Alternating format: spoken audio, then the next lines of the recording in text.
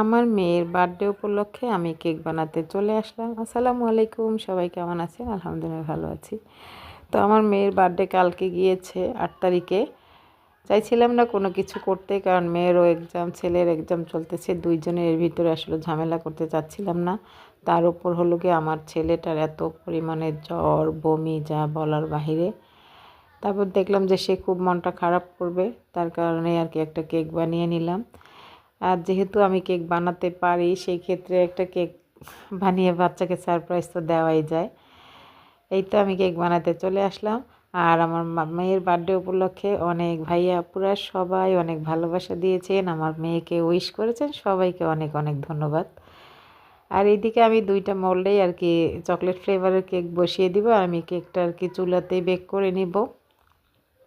Cake বানাতে আসলে অনেক ঝামেলা হয়, আর আমি যেহেতু প্রফেশনাল না, তো সেই ক্ষেত্রে আমার একটু সময়টাও বেশি লেগে যায়।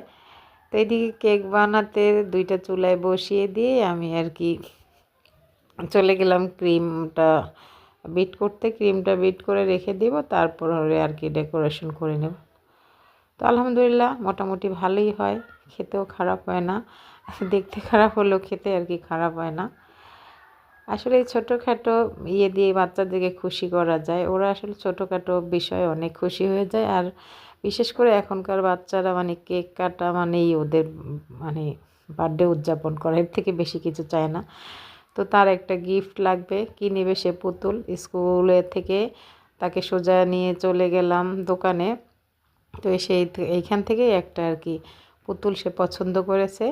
আর এই হলো আমার কেকের ফাইনাল লুক। কেমন হয়েছে অবশ্যই কমেন্ট করে জানাবেন।